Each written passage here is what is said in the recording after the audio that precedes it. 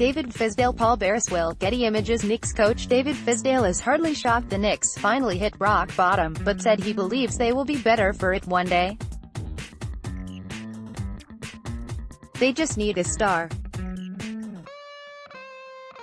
On Tuesday night, the Knicks fell at least temporarily into last place in the NBA with the league's worst winning percentage, .204, at 10-39 following Cleveland's victory over Washington.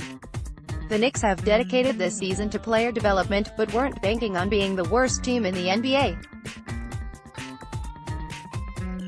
Of course, the New York City lottery police want to throw a parade. "We don't want to be there," Fizdale said of his squad that had lost 23 of 25 games entering the Wednesday Garden encounter against the Mavericks. "I'm also a realist when it comes to where we are and what we have to go through as a team. This is just the beginning for us. It's not something that will define us as a group. The character of this group is a winning character. I see them getting better at a lot of stuff right now, especially defensively." In his constant attempt to find a glimmer of hope, the Knicks have held their last 3 opponents to under 110 points, which is an accomplishment in the new binge-scoring NBA. Fizdale is known as a Pat Riley-esque defensive coach, but he has failed to establish that identity. "They're taking their lumps," Fizdale said. "That's fine. Somebody has to be in that spot right now, and that's us.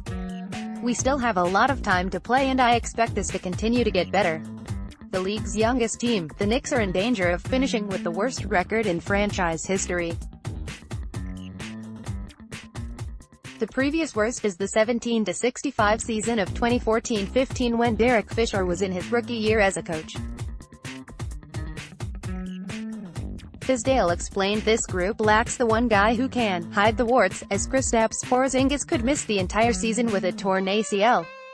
Fizdale's remark echoed a recent sentiment from owner James Dolan, who said the club is missing a star. "The difference is we don't have anyone to hide the warts," Fizdale said.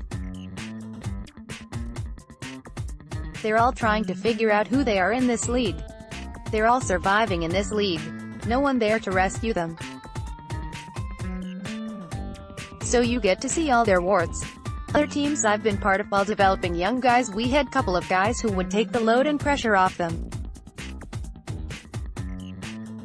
That's the difference with this situation." When the Knicks were competitive earlier this season, Tim Hardaway Jr. was that player, but he has slumped and suffered from plantar fasciitis. As far as Porzingis, he will be re-evaluated in mid-February when it is expected to be determined if he will sit out the whole season. "We don't have, per se, a Kristaps on the court who can relieve the pressure of these guys, especially in close games," Fizdale said. "I know we're suffering, it's not easy for everyone. But the big picture, we're seeing the wars addressing the warts. Ultimately it's going to make us better. Being the worst team in the NBA used to have greater lottery benefits. But as bad luck would have it, this year the bottom 3 teams share the same odds to win the number 1 pick at 14%. In years past, the worst team held a 25% chance. With Anthony Davis now available on the trade market, the Knicks would likely make that pick upon if it means getting the Pelicans superstar. That none of the young Knicks were picked for the Rising Stars Challenge made up of the top rookies and sophomores didn't exactly bode well for their player development reputation. Fizdale was known as a player development guru when he was an assistant in Miami. However, Kevin Knox, Mitchell Robinson, Alonzo Trier, Frank Ntilikina and Damian Dotson all fell short. "I feel I'm constantly growing and evolving," Fizdale said. "This has been a new experience for me, to figure out a young group and who could do what, who retains what, who needs to develop.